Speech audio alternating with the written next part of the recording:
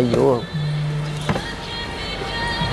අද එක්තරා ඓතිහාසික දවසක්. අපි පොහොසත් රටක් ලක්ෂණ ජීවිතයක් ඇතුලේ ප්‍රතිපත්ති ප්‍රකාශනය බලගැන්වෙච්ච දවසක්.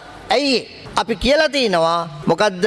අපි කියලා තිනවා එක දෙයක් පාර්ලිමේන්තු මන්ත්‍රීවරුන්ට වසර 5කින් පසුව ලබා දෙන විශ්‍රාම වැටුප අහෝසි කරනු ලැබේ. අයියෝ. අහෝසි කරනු ලැබේ. එතකොට ඒකට අදාළ කරලා අද ශ්‍රේෂ්ඨාධිකරණයේ තීන්දුව ඇවිල්ලා තියෙනවා. මොකද ශ්‍රේෂ්ඨාධිකරණයේ තීන්දුව කියන්නේ? අපි ජනවරමක් අපේක්ෂා කරලා තිනවා. ඒ ජනවරම ඇතුලේ කිව් දේ අද ශ්‍රේෂ්ඨාධිකරණයේ පිළිගෙන තියෙනවා. කරු මෙතනින් මම නෙවෙයි. මම මේ රටේ ජනතාවගේ පහසුව තකා දැන ගැනීම තකා ශ්‍රේෂ්ඨාධිකරණයෙන් උපුටන දෙකක් දානවා. මොකද්ද? ශ්‍රේෂ්ඨාධිකරණයට මේ පෙස්සන්කරුව 5 දෙනෙක් ගියා. 5 දෙනෙක් ගිහිල්ලා කිව්වා මේ විරුද්ධවාදීන්ගෙන් පලිගන්න තමයි මේ හදන්නේ කියලා. මොකද ශ්‍රේෂ්ඨාධිකරණය කියන්නේ? මෙන්න අහගන්න කරු මැතිණි. The petitioners sought to argue that the government has arbitrarily brought this place to legislation to punish its opponents. Punish its opponents. විරුද්ධවාදීන්ට දඬුවම් කරන්න. සුප්‍රීම කෝර්ටේ මොකද්ද කියන්නේ? ගරු අග්‍රවිශකාරතුමා. However, as pointed out by the learned additional solicitor general, we observe that the impugned legislative initiative is not arbitrary. ඒක එහෙම එකක් නෙවෙයි කියනවා. But it is rooted in a clear electoral mandate conferred upon the present government by the people at the presidential election and the general election.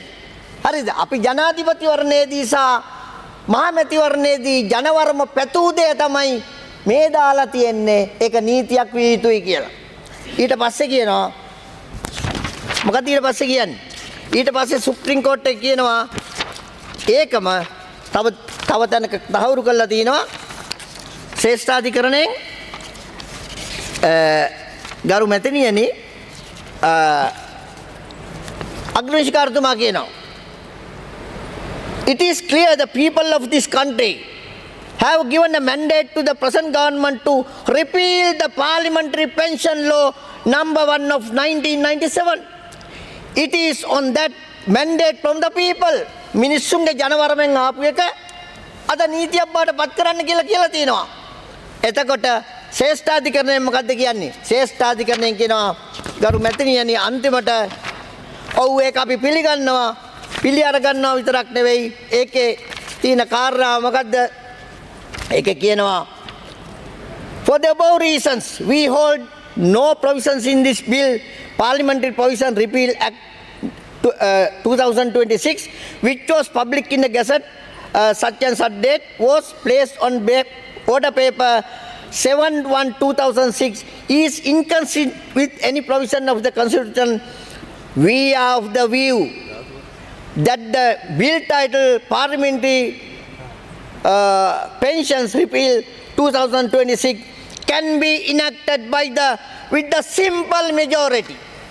Simple majority එකකින් මේ පාර්ලිමේන්තුවේ ඒ පනත අයින් කරන්න පුළුවන් කියලා අද ගරු කතානායකතුමා විසින් මේ ගරු සභාවේ තීන්දුව කිව්වා.